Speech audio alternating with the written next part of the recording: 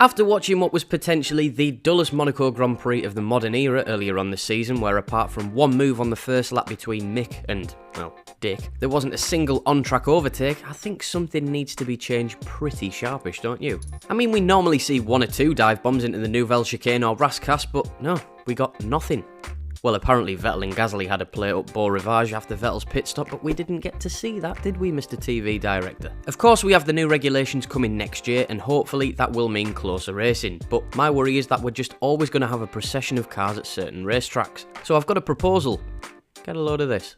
Rather than relying solely on a pit stop to add a little extra spice into the race, why can't we introduce Jokerlaps into the sport? Well, that's what this video is all about, so grab yourself a cuppa, get sat down, and let's get into it.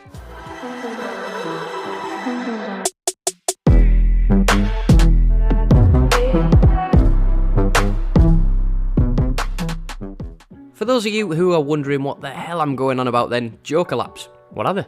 Well, they were first introduced in Rallycross back in 2002, and they were designed as a way to mitigate processional races. After all, Rallycross isn't exactly known for its overtaking either, well, after the first corner at least anyway. And you can't rely on a pit stop for any strategic plays because there aren't any.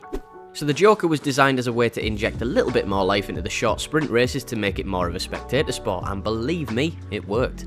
The Joker is essentially a longer lap that each driver must take at least once per race. Now it can either be shorter than the original track layout with a load of twists and turns for you to navigate around, but the majority of the time it's just a long sweeping bend that goes right around the outside of an existing corner on the track, and it usually adds between 2 to 4 seconds on your lap time, depending on which track it is. This is great because if you're stuck in second place and you can't get past, like on certain tracks, you can take your Joker lap early, get in the clean air and really put your foot down, knowing that the leader of the race is going to have to nail his Joker lap to come back out in front of you. I know we have pit stops in F1 and that is pretty much a Joker lap in its own right, but when you're talking about a 60 or 70 lap race and there's sometimes only one stop for tyres, or none if your name's Esteban Ocon, that's just not enough, is it? Especially on street circuits where there's maybe only one overtaking opportunity on the whole lap. But even on some of the classic tracks like Monza, the cars create so much turbulent air nowadays it's almost impossible to follow closely coming out of a corner to overtake on those long straights. Again, I'm aware of the regulation changes coming next season, and theoretically the new aerodynamic model of the cars should mean closer racing, but what if it doesn't?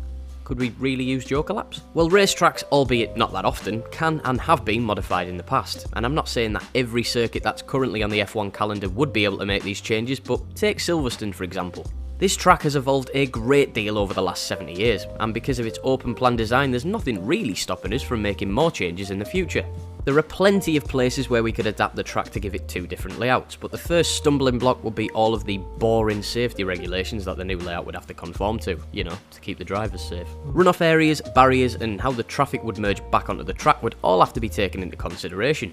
I don't think the latter would be that difficult to solve. I mean, we have slow-moving traffic rejoining the track every single race as it stands now when the drivers are coming out from the pit stops, and introducing a similar system for a Joker lap would be easy enough, I guess. It's not like the F1 drivers are blatantly going to T-bone each other like they do in Rallycross, because I mean, that means both people are going to be heading back to the pits for an early bath if they do. For the sake of this video, let's just say we resolved all of the safety aspect side of things and focus on the pros and cons of introducing Joker laps into F1. Just like MotoGP, you could give a driver a long lap penalty. Rather than ruining a driver's race for making one daft mistake and giving him a drive-through or a 10-second stop-go, you can keep things spicy and tell him that they just need to take an extra Joker lap before the end of the race. They're still being penalised and may even lose track position, but I'd much rather see penalties being taken on the track than them just being sat stationary in the pits for 10 seconds. I know a penalty is a penalty and it doesn't really matter what form it comes in, it's all the same thing, but someone out there must understand where I'm coming from. The strategy required for taking a Joker lap is more technical than you might think as well. Take it too early in the race and you risk being caught up in the traffic. Take it too late and the people who've already ticked theirs off might have made up enough ground in the clean air to undercut you. Like I said earlier, it's basically the same as a pit stop because of all the unknowns that the strategists are frantically trying to work out is what keeps us, the viewers, watching. I mean, if the Monaco Grand Prix didn't have a mandatory pit stop, I don't even know if I'd bother watching it nowadays, to be honest, because aside from that, it's just so boring. But imagine a race like we've just had in Brazil this year, where Max and Lewis were fighting for the win. A Joker lap's just going to add an extra spanner into the works and make it even more exciting for us to watch. Because if Max takes his Joker too early to cover off Lewis, who was fighting his way through the field, he's then going to come out behind Bottas, which is obviously going to help Mercedes. But if Valtteri holds up Max for too long and has to take his Joker lap closer to the end of the race, he's then risking being overtaken by all the other drivers further down the field. Oh, it's all fun and games. Tyre wear's usually the deal breaker whenever a car's called into the pits. If your lap times are falling off a cliff, it's usually an indicator as to when you're going to be diving down the pit lane for a fresh set of new rubber. And your rivals can usually predict when this is going to happen if they've got a little bit of data. But if we introduce the Joker, you're going to have cars on track with plenty of life left in the tyres, all on different strategies, taking the alternative route at random times throughout the race, which in theory should be a little bit more unpredictable and mix things right up. As a fan and spectator of the sport, I can't really see any cons to adding a Jokerlap apart from it just not being what we're used to.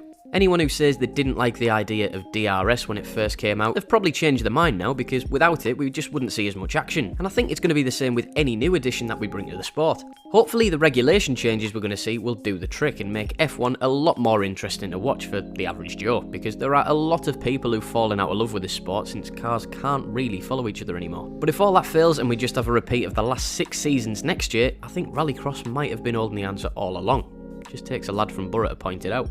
Anyway, I know F1 isn't my usual bag, but it's something that I've always followed, and I might be dropping the occasional video on it in the future, so make sure you give me a thumbs up if you enjoyed it, and sub to the channel so I know whether or not to bother again.